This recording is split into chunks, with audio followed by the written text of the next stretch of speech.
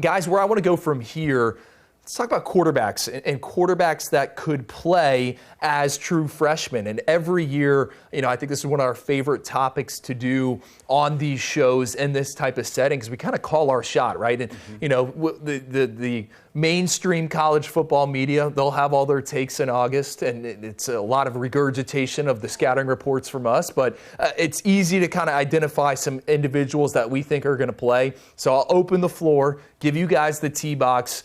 Who do you think we're going to see in 2026? We haven't talked about him at all today. Jared Curtis, flipping to Vanderbilt. He's my guy. He's going to be the day one starter. I expect him to take over for Diego Pavia.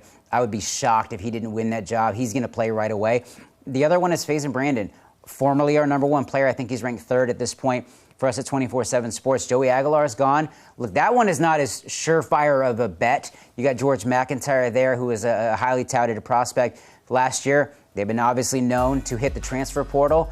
But again, I think Faison Brandon is just a little bit different. Banged up this year, missed most of the year with a hand injury, but he's back. He's been tearing it up.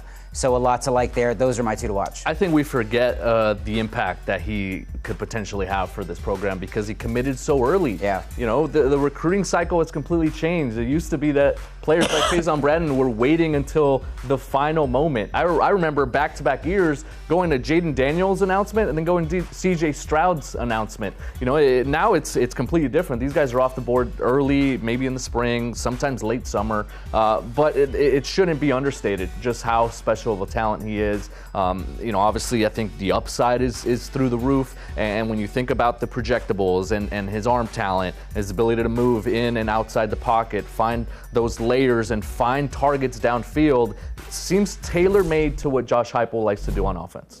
Guys, when we ranked him number one in the country, and I know he's down to number two, we kind of took a shot, right? And we loved what we had seen him in a camp setting. We loved the sophomore tape on him, and he has grown into the player we thought he was. And Tom brought it up, injured as a senior, got hurt in the first game of the season. It was in overtime, led his team to an overtime victory on a touchdown run. Hand gets injured. I thought, okay, we're not going to see Faison Brandon maybe for 2 or 3 years now, right? He's going to go to Tennessee. Likely they're going to bring in a transfer portal quarterback. And the next thing you know, right, the week before our rankings come out, Faison Brandon returns in the state playoffs and throws 3 touchdown passes in the first half. It's the same thing the next week. And the more I've thought about it, the more I've marinated on it. The fact that Faison Brandon came back to his high school team and is trying to win another state title after winning one as a junior, I think that says everything about him as an individual. I think it says everything about him as a football player. Guys, we deal with all these different types of personalities. We see everything, right? We've seen guys opt out of senior seasons. We've seen guys reclassify. Faison Brandon is a competitor, right? He is a sharp mind. I love him between the ears, and I think that translates to his game that you see between the lines. He's very methodical as a passer, right? What we saw from him as a junior showed up at the Elite 11 finals. There really wasn't any peaks and valleys because he was so steady from start to finish. And I love the fit at Tennessee there in Josh Heupel's offense. He can coordinate those RPO games. He can create with his acceleration as a runner. So I think it's a big pickup. I love Tennessee's recruiting class, right? It's going to be the best group for them since 2015. We haven't even talked about my guy, Big Squish, Gabe Osenda, the offensive tackle. This is a really good group. And don't forget David Sanders, the 5-star offensive tackle. No one has talked about Blair. Have you made him a true freshman of the week yet? He's been really good ever since he got healthy on the left side. So they got the bookend tackles. They got Tristan Keys. They got Faison Brandon.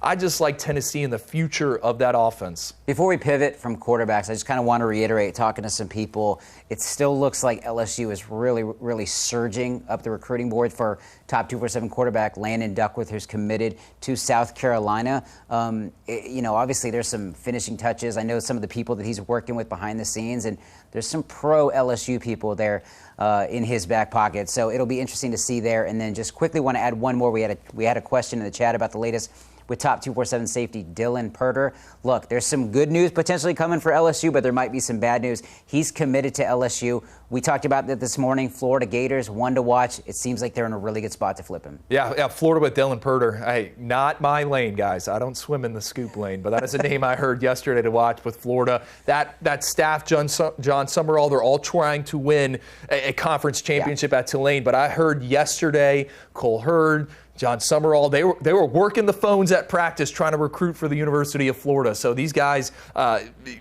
their talent acquisition, they're quickly figuring it out. And Purter is a name to know, a guy that can play multiple spots in the secondary, long, fast, everything you want. Let's stick with the quarterbacks, the guys we think that could play as true freshmen. Keisean Henderson, number one player in the country. I mean, Tom, you've had a ton of exposure to him. Blair, I'd love to hear your take. I mean, a guy that you're on the West Coast, but I'm sure you've seen him. What I think is wild here, guys, is he used to be the two-way athlete that might be a quarterback that wore a Davy Crockett hat. We don't even talk about the Davy Crockett hat anymore. It's just Keisean Henderson. Kind of disappointing. Who might be the next Lamar Jackson, who might be the next Jaden Daniels. That's the type of playmaker he is. I saw Keisean Henderson last December inside SoFi Stadium for the Trillion Boys Showcase. Oh, yeah. And this is a player who didn't have to do this, right? He didn't have to be out in December flying out to Los Angeles to throw to receivers he's never met. But this was an event for him to showcase his abilities. I spoke to him afterward. I was already committed to UH. A lot of schools were, trying to kind of poke around there. And he said, hey, look, I would love to compete.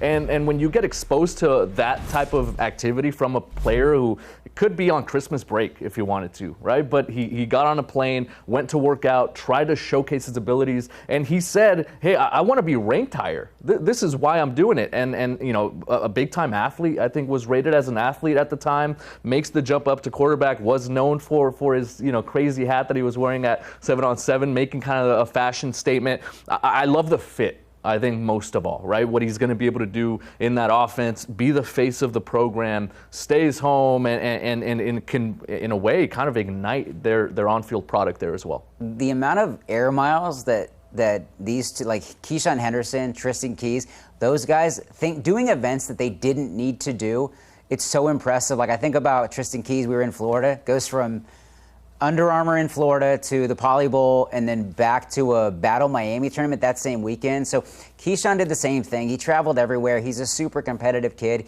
He could be a 5-star safety, corner, receiver. It doesn't really matter. But kudos to him. He's betting on himself. He's become an elite quarterback. Now you named him the number one player in the country, and it couldn't have happened to a better kid. So huge win for Houston. He's got the key to the city. That's what they say. There it is. I talked with someone at Houston yesterday, and how did you guys get this done? And it's a relationship that started this. And certainly the rev share, the name, image, and likeness has leveled the playing field. But the reason Keisean Henderson is signing with Houston is because of Sean Bell, is because of Willie Fritz. Those guys saw the vision with him from the jump, Keisean Henderson. And to me, it's almost like a pinch yourself type of moment, how much growth he has shown as a quarterback, not only in the past 6 months, but the past 12 months, the past 2 years. I mean, this is a guy that is an electric athlete, right? He could be a pure runner at the position, but he wants to win from the pocket. And you look at his senior season, nearly doubles his touchdown to interception ratio. He improves his completion percentage by almost 5%. His yards per attempt, that improves. And the other thing is, like, he is such a polarizing personality. You want to be around him, and kids want to play alongside with him. And I think when we talk about Keisean Henderson, all right, are we going to see him on the field in 2026? You would think no, because Connor Wegman is going to be back there for Houston. But I think Houston views him, Willie Fritz and that staff, as a difference maker. And I think they're going to find a way to get him involved in some capacity. And, I think a lot of people watching this show are like, all right, well, Houston, why does that matter? Like, this is the guy that can be a catalyst for a college football playoff run. And this recruiting class, it's not just him. John Hebert, the running back out of Texas, top 247 guy. They got a lot of talent. Paris Melvin around him. Keep an eye on Houston. This isn't smoke and mirrors.